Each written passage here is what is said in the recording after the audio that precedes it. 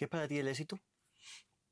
Definitivamente, el éxito no tiene que ver con la cantidad de dinero que haya entrado a tu cuenta bancaria o de tu empresa.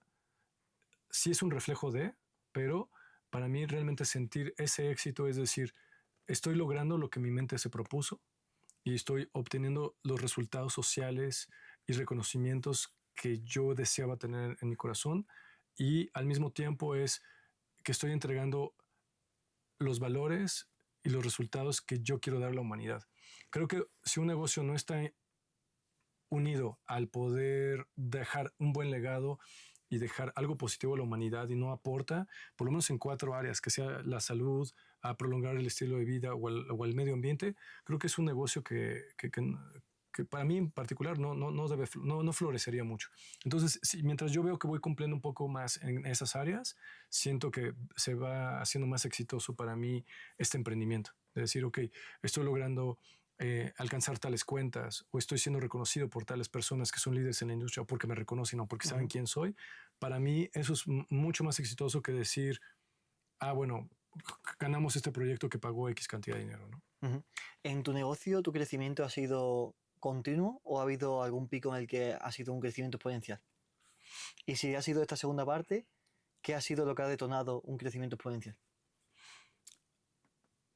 No te podré hablar de un crecimiento exponencial todavía, porque sí estamos en un crecimiento constante, pero yo creo que algo que nos detuvo muchísimo fue la pandemia. Justamente, íbamos viento en popa. Creo que íbamos muy bien, el equipo iba creciendo, los clientes iban estables, el tipo de productos y proyectos que estábamos haciendo eran muy satisfactorios, muy padres, muy grandes, muy fuertes. Y de repente eso se puso en una pausa rara. Y entonces nosotros tuvimos que empezar con un proyecto a la par y decir, vamos a experimentar y a intentar esto nuevo. Y entonces eso le quitó un poquito de ímpetu o de inercia o momentum al proyecto número 1 para empezar este número 2. Entonces, el número 1 se ha mantenido en crecimiento constante, y el número 2 sí podemos decir que empieza a tener una rampa, pero no es tan visible todavía. Entonces, espero poder contestarte esto en un año más, tal vez, o en 2 años. O un par de meses. Ojalá sí, ¿no? Porque sí puede ser rápido. La verdad es que a veces no sabes qué tan rápido puede pegar, porque puede llegar una oportunidad de repente y te dispara, ¿no? Y eso es algo que estamos buscando. Has dicho que la pandemia os frenó. ¿Cómo gestionas la incertidumbre? Sí, esa incertidumbre puede quitarle el sueño a muchos, ¿no? Y genera ansiedad, y ciertamente las he vivido. Pero yo creo que está en el valor de lo que haces y de lo que eres, ¿no? Como persona, y de cómo tú te involucras con los demás. Pero más que todo eso es el saber dónde encontrar nuevos clientes, el cómo moverte. Y muchas personas no te dicen dónde ir a buscar clientes. Antes creíamos que era anunciarte en internet o en Instagram y ya, ¿no? O sea, siempre ayuda, pero hay secretos específicos de donde puedes involucrarte, encontrar personas. Hay personas específicas en la industria que te pueden ayudar a detonarte.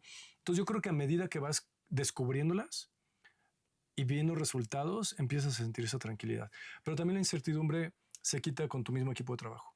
Cuando tienes un equipo que se quiere, que trabaja en equipo, que se respeta mutuamente, que respetan, en este caso, al líder del proyecto, y que les gusta lo que hacen, creo que también ahí hay un gran peso que te puede liberar, donde tú sabes que si procesas bien todo, documentas bien todo, y cada quien sabe cuáles son sus funciones, también empieza a trabajar muy bien, porque entonces no tienes que preocuparte por las cosas pequeñas. Tú ya sabes que si hay una petición de un cliente, se va a entregar.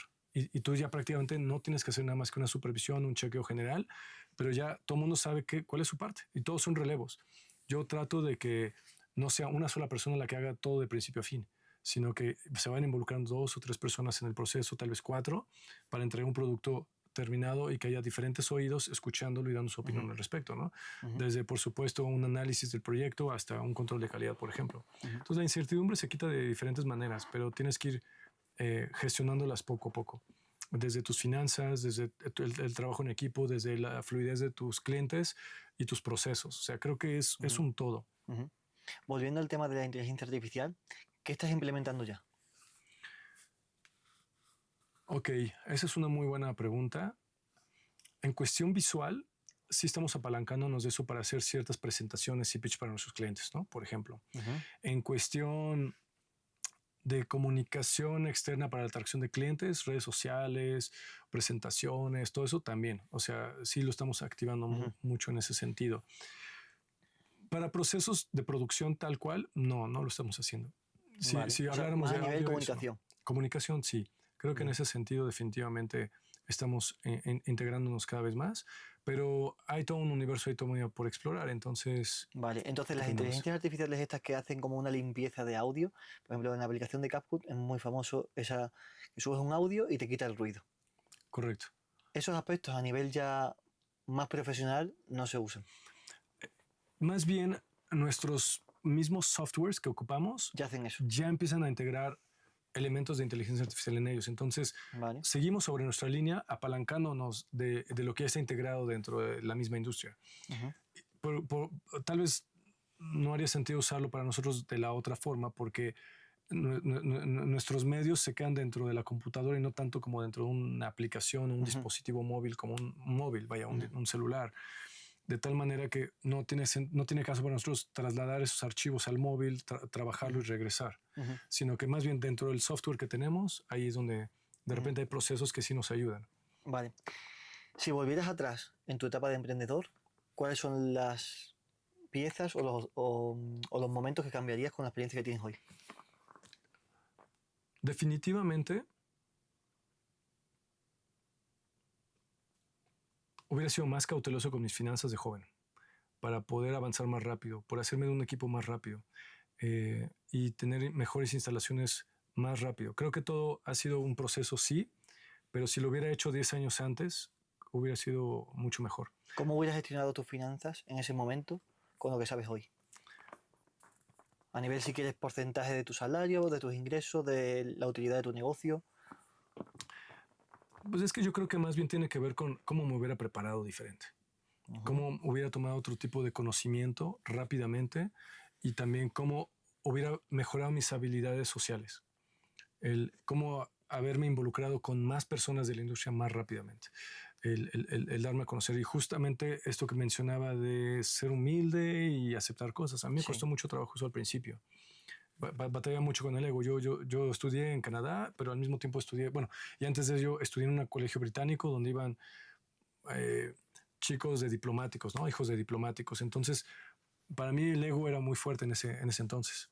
Era como, a ver, yo que voy a andar rellenando de Coca-Cola es un refrigerador. Me pegaba mucho, ¿no? ¿Y cómo? Si yo vengo graduado de la Universidad de Cine de Vancouver, ¿cómo me ponen estos aquí en Toronto a rellenar los refrigeradores de refrescos para los clientes o de ir a recoger el patay y las pizzas a la tienda, ¿no? O sea, creo que haber sido un poco más activo, más proactivo y tener un poco más de humildad y buscar más oportunidades me hubiera ayudado a acelerar más cosas.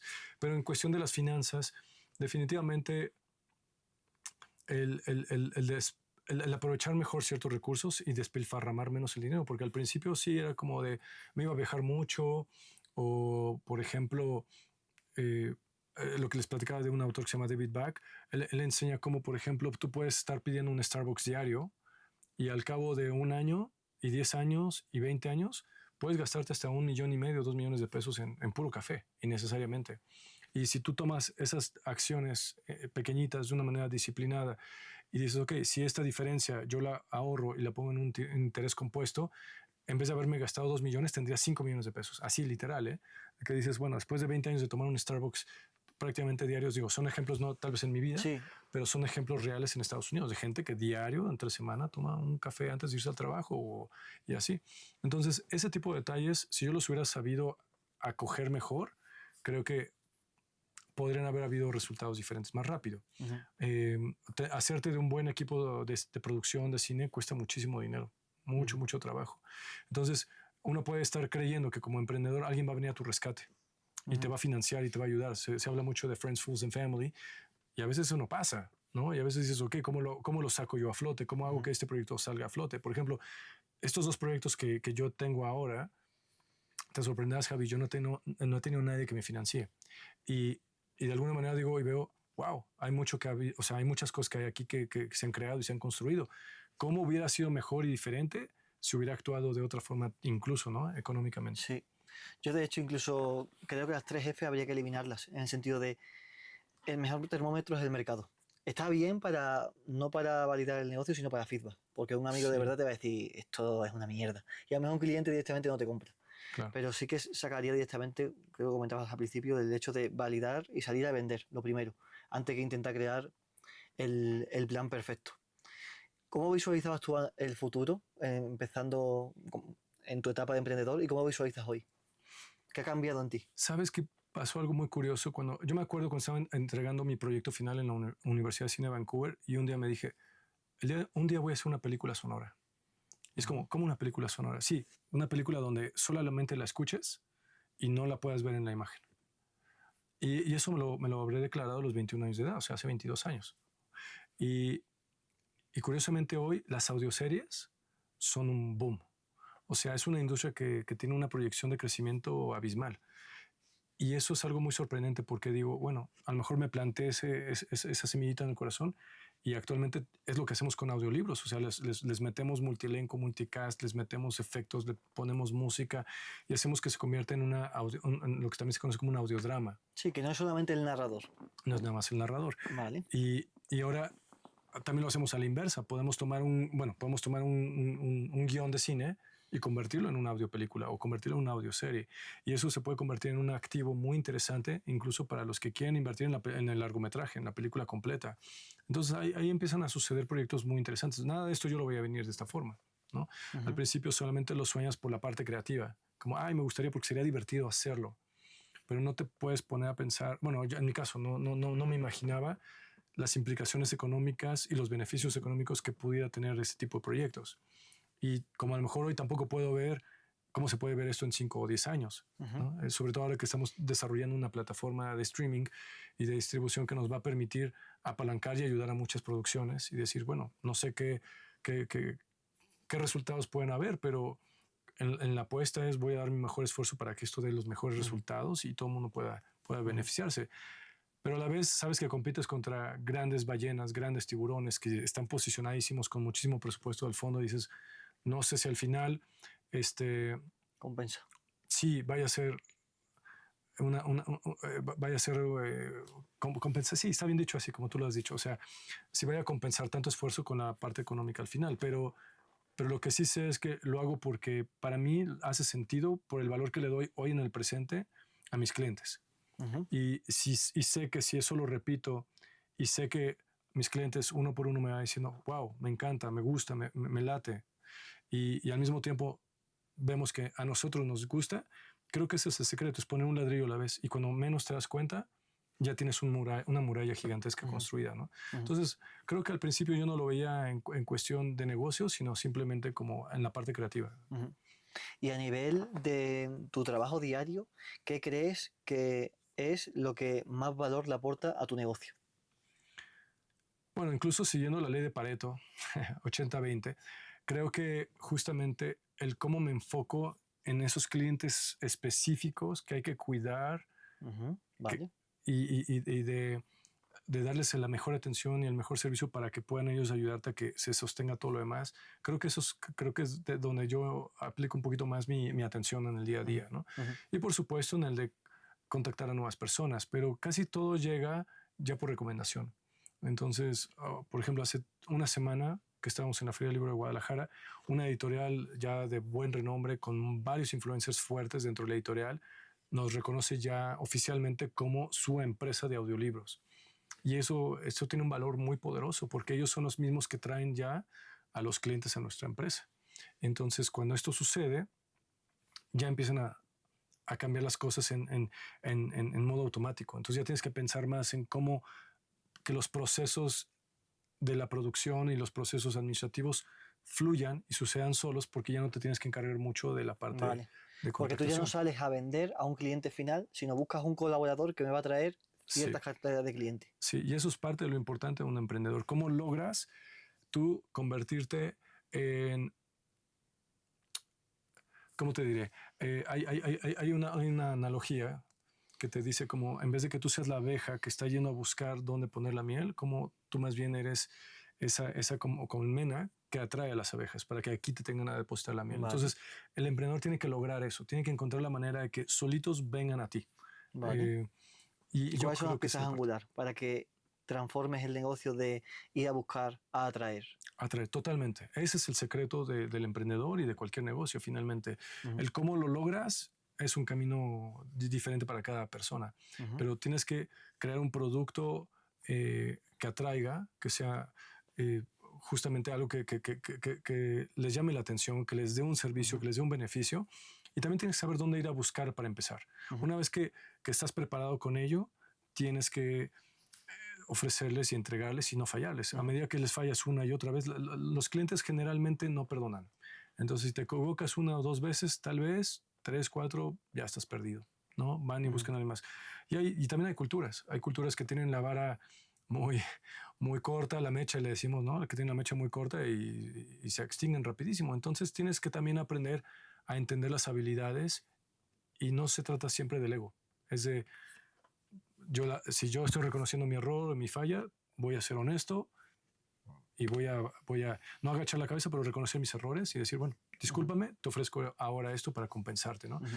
Siempre ponerte en la posición del cliente y decir, ¿cómo puedes tú ofrecer una muy buena atención, ofrecer un buen resultado y cuando tú te equivocas, ser honesto y decir, yo me equivoqué? Ujú. A veces el ego podría estorbar, estar en medio y decir, no, no, no, yo no me equivoqué y nunca lo voy a aceptar y el error es tuyo y no me importa si te pierdo como cliente y ese es un error garrafal para cualquier Ujú. emprendedor. Has dicho que de joven te afectaba mucho el ego, que lo tenías muy elevado. ¿Cómo empezaste a gestionarlo para que no dominara tus decisiones? Sí, definitivamente el entender que la industria empieza así. Me costó, me costó mucho trabajo al principio, pero donde entender la cultura y entender la pelea de... Sí, también es que es una pelea de egos. Es decir, yo venía con una escuela, una educación en cuestión de sonido para cine. Y con quienes me enfrentaba eran personas que ya tenían 20 años haciendo lo mismo en una empresa que crecieron pues jalando cables, vaya, ¿no? Ujú. Y cuando tú llegas con educación es muy difícil que te quieran escuchar. No, pues ¿qué me va a enseñar este chavito que acaba de salir de la escuela? ¿No? Cuando Ujú. yo tengo 20 años haciéndolo así. Y en las dos ocasiones que yo trabajé para alguien más, esa fue una de las razones por las cuales yo dejé de trabajar con ellos. Porque presenté mis nuevas ideas, mis nuevas formas de trabajar, y aunque al jefe directo, bueno, al dueño le parecía genial, al jefe directo no le gustaba. ¿Y qué hubieras hecho hoy para darle la vuelta a esa situación y que la solución no hubiera sido salir?